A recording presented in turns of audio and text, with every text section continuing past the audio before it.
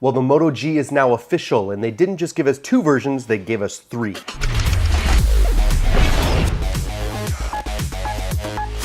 We now have 3 Moto G phones for 2016, the Moto G4 Plus, the Moto G4, and the Moto G4 Play. The G4 Plus is definitely the highest end device out of the 3, while the G4 proper is still a great option but features slightly lesser specs.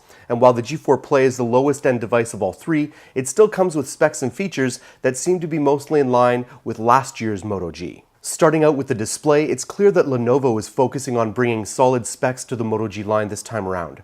Both the G4 and the G4 Plus sport 5.5-inch Full HD panels, while the 2015 Moto G has only a 5-inch 720 screen. In our full Moto G 2015 review, we noted that the screen was one of the least favorite parts of the device, so we're happy Lenovo decided to include bigger and better displays this year round. Last year's Moto G sported a 1.4 GHz quad-core Snapdragon 410 CPU with either 1 or 2 GB of RAM.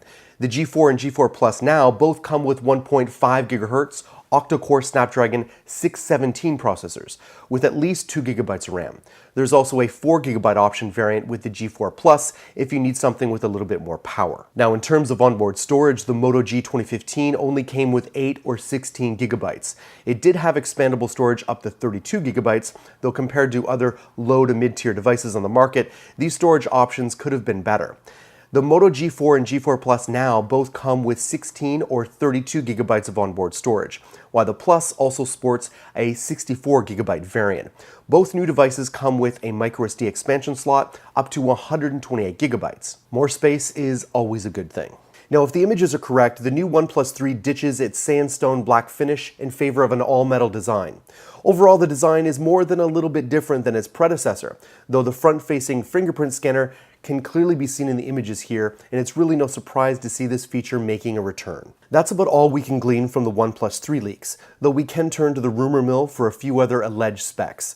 Rumors claim we'll be seeing 2 versions of the OnePlus 3, one with 4 GB of RAM and 32 GB of onboard storage, and the other with 6 GB of RAM and 64 GB of onboard storage.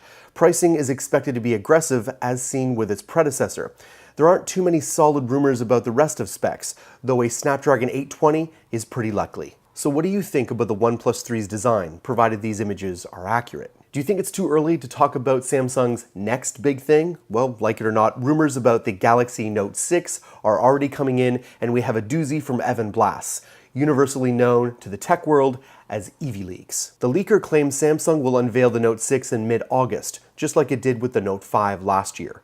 Now, if Blass is correct, Samsung is about to repeat history with the Note 6, presumably launching ahead of IFA and the all-important fall iPhone release. It would give the device room to shine in a market where large screens have become the norm. So what else do we know about the Note 6? Well, fortunately for those of you who like your product launches unspoiled, the device is largely shrouded in mystery. But we do have a few clues. A couple reports point to the obvious: a similar design to the Galaxy S7, waterproofing, USB Type-C support, and a BlackBerry hub-like new app called Focus, which will reportedly consolidate messages from multiple apps. So who's excited for the Note 6?